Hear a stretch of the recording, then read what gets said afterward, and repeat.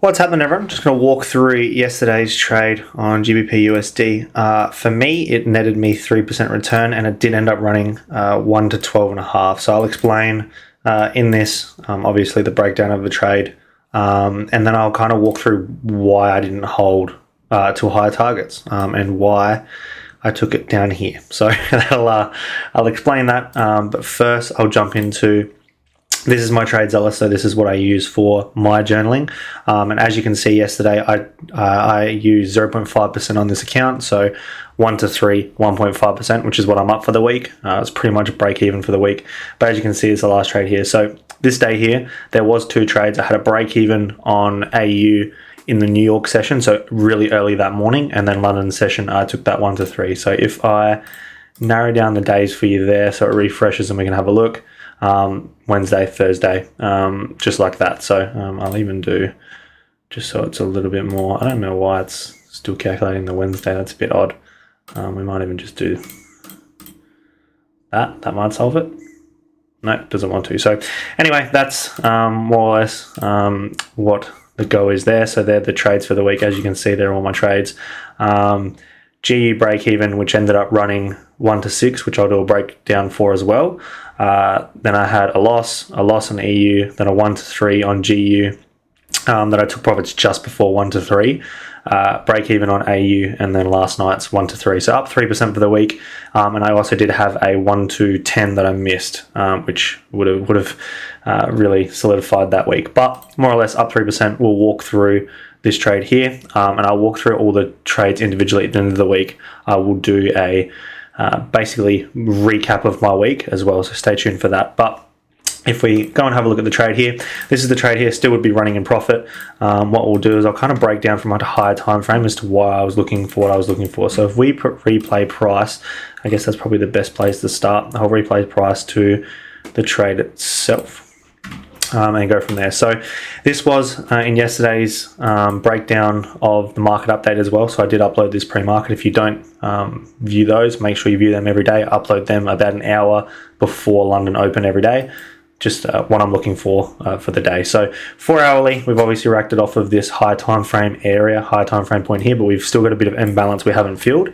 We've then pushed down, induced a 4 hour low here and come into the extreme of this area here, which actually did take out equal lows, and I think it came into like a 5-minute point or a 10-minute point that sits directly at the extreme of this bullish leg in here. So great inducement, possibly continue or take liquidity and then continue to the downside. So multiple options there, but that's kind of what we're looking for at a higher time frame aspect. Intraday, all I care about is realistically the 15-minute time frame. If we jump down time frame here, coming at the end of the day previous, we came and swept these lows. New York session swept the next low, so very, very just bearish, bearish movement. But for me to confirm a break of structure, I need structure to create something called retest. So if I were to draw this out, and I'll do educational videos on this, but if I have this break of structure here, basically for me to confirm that this is a break of structure and not an inducement to go lower, I want something called retest, which is where you just get a retest of that area of break and push, and now I've got a new leg of structure. So that's something that I look for. Just a quick rundown there. So basically we've obviously had this external break which pushed up, retested and pushed. So that level of retest is my first break. So obviously working in this range, we've got these supply areas which I've marked out lower time frame. We've got sweep of liquidity, break. Then this is more or less the bigger retest of this area. We've got break, retest, which has got a news weekend, which I'll break down in a second, and then push. So working internally, we've kind of got liquidity sitting in here and a supply here, and then externally we've got this bigger range more or less here with a break and retest here. So bit interesting, but as you can see, we're getting that compression of price here. We've had what I like to call a fake out to the downside and a big move to the upside. So being a mitigation and being the liquidity we've taken, this can kind of indicate a reversal, like I said, to either take some liquidity to the upside and continue lower, or to start a new bullish leg and continue with that 4 hour bigger external range and continue bullish. So given we've had a really, really good retracement, it's at a really good time to buy and actually at a worst time to sell. Okay, you don't want to sell when you're at the bottom of a range, and you don't want to buy when you're at the top of a range. So that was kind of the outlook going into the day. Basically on the 15-minute coming into the day, we've had that break and then that retest idea that I've explained already, and then we've pushed up. So very, very clear. We then retested and pushed again. So if anything, we have that confirmed bullish range here. So I'm working internally bullish coming into the day. That's my inducement of the day to start the day, and we're kind of looking to continue away from that. So when I come into the day, I need to work out, am I continuing away or am I looking for a reversal? If I'm going to reverse, what areas can I reverse, etc., etc. So coming into the day, I knew that we've got this imbalance that hasn't been filled in this point here, so that would be my reversal area, which is where my take profit is. If I jump down to the 10-minute time frame, as you can see internally here, we've got this, like I said, this Newsweek here. Now, given that this is retest, and this is something I walk through with the community, so I'm not going to go too in depth here because it is a bit to explain, maybe something I can do in a later educational video. Basically, these areas of retest give false reactions, or they give an induced liquidity to the upside. Okay, so, and how they do that is they take liquidity to the downside, getting people in the market, generating liquidity, and then continue to push. So basically, when a huge aspect of how I trade is taking liquidity to target liquidity, and then using supply and demand as my base market structure approach to trade that, okay, and to understand where the market's heading. So that's kind of how I use that. So basically coming into the day, all we were looking for is we've got something called a medium inducement, or a high time frame take of liquidity. For me, it needs to be, it needs to fit requirements. For me, 15-minute liquidity, which I indicate with how I trade. So for me, that fits the criteria there. Everyone has different criteria, but for me, I need to take 15-minute structure. That to me is 15-minute structure. And basically, all we're looking to do is trade away from that inducement, trade away from that liquidity take, liquidity grab, whatever you like to call it, and kind of implement that. So coming into today, I was looking for a continuation. So straight down the 5-minute, basically, the only thing to kind of understand is London Open induced into the mitigation of this supply here that created that low. So that kind of pushed me away of taking that trade instantly, and I needed to see price kind of develop a little bit and indicate to me what the go is. So just like we use that break and retest approach in terms of knowing when structure broken, what have we got here? We've got break, retest, and break again. So this is telling me that we could actually continue bearish from here, especially this being a larger supply. I think it's like an hour supply point. So that in itself did create some confusion, but I was more or less happy to at least target internal liquidity, get a break even, and if I get a break even, then that's fine. If the market wants to push and use this point like I thought it was going to, it'll generate a lot of liquidity at the high and a lot of liquidity at a supply point, which is where people normally take sells from. So if you don't understand supply and demand properly, you can get caught out a lot. And that could be a point that's used to do that. So all it was basically down on the 1 minute, and I trade this live every day, so this was taken live. I had some lower time frame confirmations in here that indicated that this area, especially with liquidity build up, was being used as that smart money area, as that weak supply, and that buyers were actually in control and sellers were getting induced in the market here. So there's a low time frame confirmation entry model I look for. I won't go through that today because it is something you've got to back test, you've got to be taught the right way with. It's not something I can just gloss over. So we had lower time frame confirmations here. Basically, as a quick rundown of that confirmation, it's just a take of liquidity telling me the buyers are in control and giving me a last demand area in a weak selling area, given higher time frame, context, what point we're acting from, where liquidity sits in the market, so a whole range of different things. So basically all it was this lower time frame confirmation after taking a huge bit of liquidity with liquidity targets. That's the main thing I need for a criteria for an entry. There is obviously further things, but for me, I need take of liquidity, I need build up of generation of liquidity, I need lower time frame confirmations, and then I target that liquidity. That gives me an area to go break even and kind of manage that trade like it is, which is why when I showed you at the start, I've caught a couple of break evens this week. That's just how my risk management works. So another confirmation that I got as well is a divergence